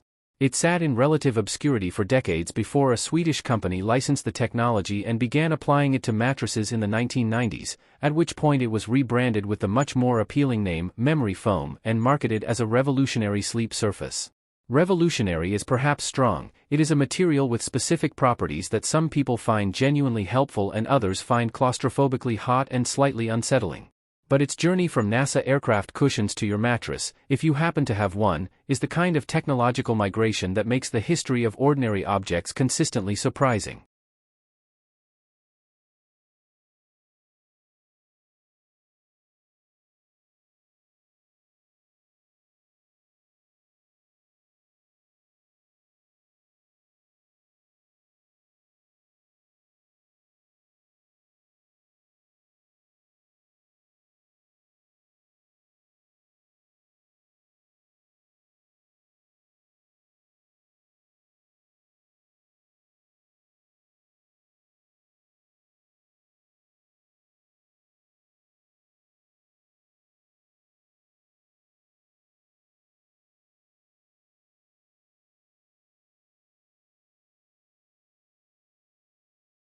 The mattress has been refined, re-engineered, chemically treated, wrapped in increasingly elaborate fabric covers with increasingly specific thread counts, marketed with increasingly ambitious health claims, and subjected to the full force of the consumer economy's capacity for turning a practical object into an aspirational one.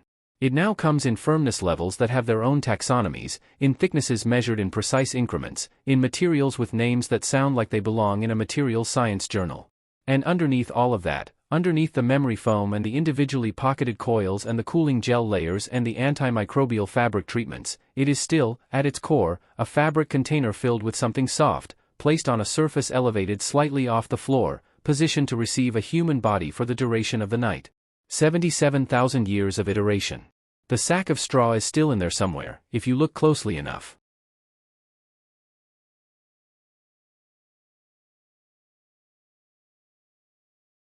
Thomas Edison did not think much of sleep. This was not a private opinion he kept politely to himself, it was a position he stated publicly, repeatedly, and with the specific confidence of a man who had decided that his own habits represented a universal prescription. Sleep, Edison said, was a waste of time. A relic of primitive existence. A weakness that humanity would eventually engineer its way out of, just as it had engineered its way out of so many other inconvenient biological constraints. He claimed to sleep only 4 hours a night, a claim that his associates and biographers have since complicated considerably by noting that he napped extensively and frequently throughout the day, sometimes in his laboratory, sometimes in unexpected locations, with a cheerful disregard for the social awkwardness of falling asleep mid-conversation. Edison, it turns out, may have slept more than he admitted. He simply did not do it in one place, at one time, in the organized and socially legible way that his era was beginning to demand. Edison's relationship with sleep is a fitting entry point for this final section, because the technology he is most associated with, the practical incandescent light bulb, demonstrated in 1879 and commercialized through the 1880s and 1890s with the aggressive systematic energy that characterized everything Edison did, changed the human relationship with darkness and sleep more profoundly than any invention before or since. More profoundly, arguably, than the entire preceding 100,000 years of sleep history we have been traveling through tonight. Electric light did something that fire and gas light had approached but never fully achieved, it made darkness genuinely optional. Not just manageable. Not just navigable. Optional. A choice. Something you could have or not have based entirely on whether you reached for a switch. The darkness that had governed human sleep since the first human closed their eyes against a Paleolithic night, that had been the primary environmental signal regulating the sleep-wake cycle across the entire span of our species' existence, became, within the span of a single human lifetime in electrified areas, something you could simply decline. The spread of electric lighting through urban areas was extraordinarily rapid by the standards of most technological adoptions. By 1900, major American and European cities had extensive electric lighting infrastructure. By 1920, electric light was becoming standard in middle-class urban homes. By 1940, rural electrification programs in the United States and elsewhere were bringing electric light to agricultural communities that had been living by candle and kerosene lamp until that point. Each extension of the electric grid was an extension of the available evening, more hours in which the environment did not insist on sleep, more hours in which activity was possible and entertainment was available and the social and economic pressures toward wakefulness could operate. Here is the mainstream historical fact that crystallizes the scale of this change: studies comparing sleep timing and duration in communities with and without access to electric light, and such communities still exist, in parts of the world where grid access remains incomplete, consistently find that people without electric light sleep significantly more, fall asleep significantly earlier relative to sunset, and report higher subjective sleep quality than their electrified counterparts. The bodies are the same. The biology is the same. The difference is entirely the light environment, and the light environment produces differences in sleep behavior that are large enough to be immediately visible in the data. Electric light does not just shift when people sleep. It reduces how much they sleep, and it changes the quality of the sleep they get. The mechanism is now well understood, even though it was not understood when Edison was making his pronouncements about sleep's wastefulness. The human circadian clock is regulated primarily by light, specifically by the spectrum and intensity of light entering the eye and stimulating specialized photoreceptive cells called intrinsically photosensitive retinal ganglion cells, which feed directly into the suprachiasmatic nucleus of the hypothalamus, the brain's primary circadian pacemaker. These cells are most sensitive to short-wavelength blue light, the kind of light that is abundant in daylight and, as it happens, also abundant in the light produced by LED screens, fluorescent lighting, and most modern artificial light sources. Exposure to blue-spectrum light in the evening suppresses melatonin production, the hormonal signal that begins the body's preparation for sleep, and delays the circadian clock, pushing the natural sleep onset later into the night. Your phone screen. Your laptop. The overhead LED lighting in your kitchen at 10 in the evening. The television you watch before bed.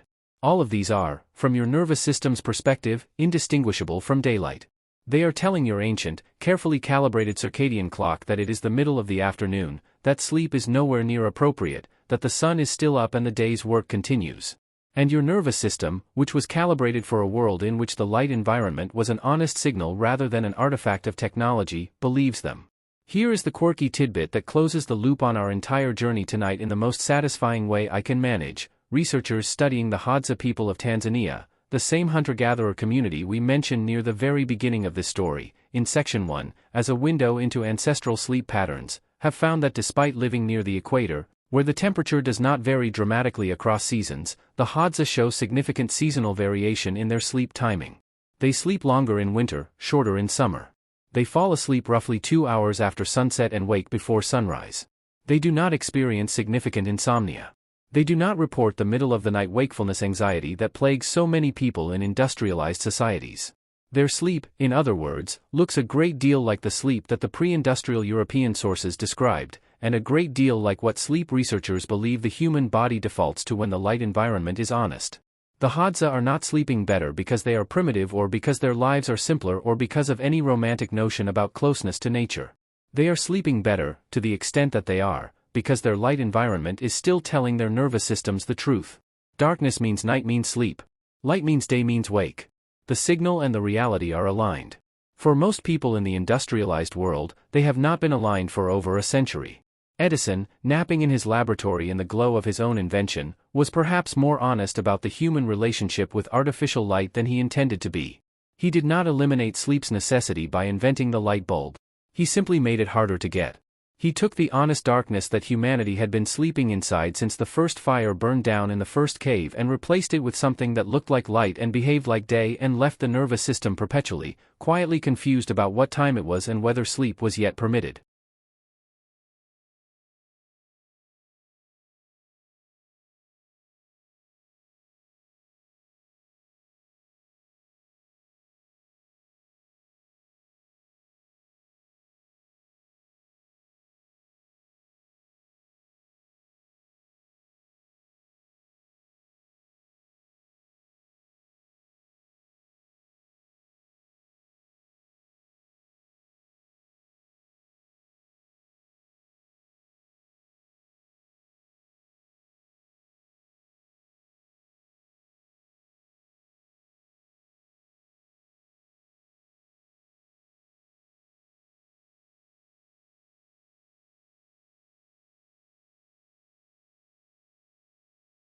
Historians still argue about whether the net effect of electric light on human well-being has been positive or negative. The question is genuinely complex, and the benefits of illuminated evenings in terms of safety, productivity, social life, and economic activity are real and significant.